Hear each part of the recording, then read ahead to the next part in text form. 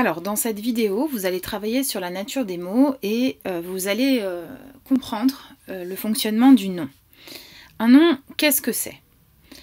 Tout d'abord, le mot même de nom appartient à la famille du verbe nommer. Donc, lorsque vous utilisez un mot qui est un nom, vous allez nommer les choses autour de vous.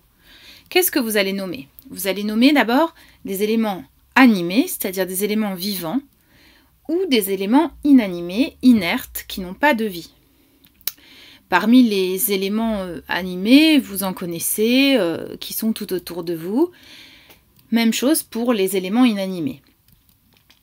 En fait, le nom, c'est un mot qui configure l'espace autour de celui qui parle, qui l'aménage. Alors, un nom peut être plusieurs éléments. Premier élément, un nom peut être un objet, de la nourriture, mais également un être vivant.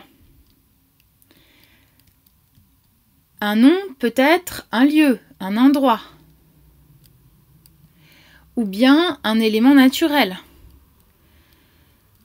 Il peut être également un sentiment,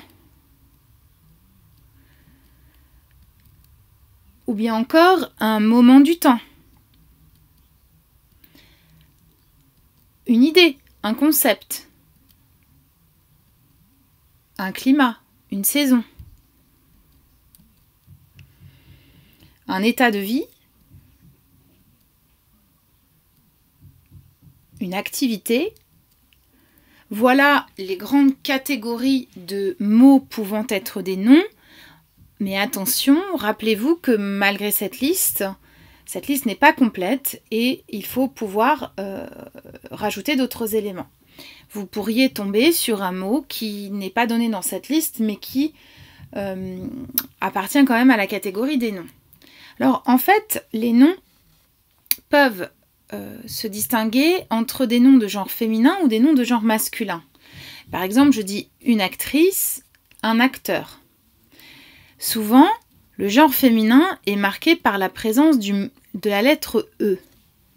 Mais attention, ce n'est pas toujours le cas. Par exemple, quand je dis ce fromage se termine par un E, c'est un nom qui appartient à la catégorie de la nourriture, et pour autant, il est masculin. Le genre d'un nom est en fait assez arbitraire, c'est-à-dire que, à part pour les êtres vivants, on ne sait pas vraiment pourquoi les noms sont masculins ou féminins. En revanche, vous allez constater que à chaque fois, devant un nom, très souvent, vous retrouvez ce petit mot qui est placé juste avant et qui permet de savoir justement à quel genre le nom appartient, s'il est un genre féminin ou un genre masculin. En fait, une des caractéristiques du nom, c'est qu'il est précédé par un déterminant. Enfin, le nom peut être caractérisé, c'est-à-dire qu'il peut être décrit. On peut lui ajouter des mots qui vont permettre de le décrire. Par exemple, je peux dire une actrice excellente. Et dans ce cas, le mot qui accompagne le nom s'accorde avec le genre du nom. Et aussi avec son nombre, c'est-à-dire s'il est au pluriel, on le met au pluriel, s'il est au singulier, on le met au singulier.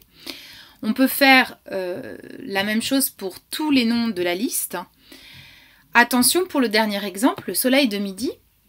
Vous pouvez constater que ce n'est pas tout à fait le même type de mot si dans tous les autres exemples, nous avons utilisé un adjectif qualificatif. Ici, le soleil de midi, vous le voyez, est un groupe de mots qui contient un autre nom, le nom midi. Donc on complète un nom par un nom. Ça s'appelle un complément du nom. Alors, vous le voyez, à chaque fois, dans les exemples que je vous ai donnés, le nom est central, c'est-à-dire que c'est le pivot de l'exemple, c'est lui qui construit l'exemple. L'association entre un nom, un déterminant et éventuellement un adjectif qualificatif s'appelle un groupe nominal. Vous avez donc un groupe parce que vous avez plusieurs mots, un groupe de mots, et il est nominal parce que c'est le nom qui permet de donner du sens à l'expression que l'on décrit. Regardez, si on enlève les noms, eh bien ces groupes de mots ne veulent plus rien dire. Ça ne fonctionne pas. On est obligé d'avoir le nom du groupe nominal. Voilà, vous avez travaillé sur ce que c'est qu'un nom et vous savez désormais comment reconnaître un nom.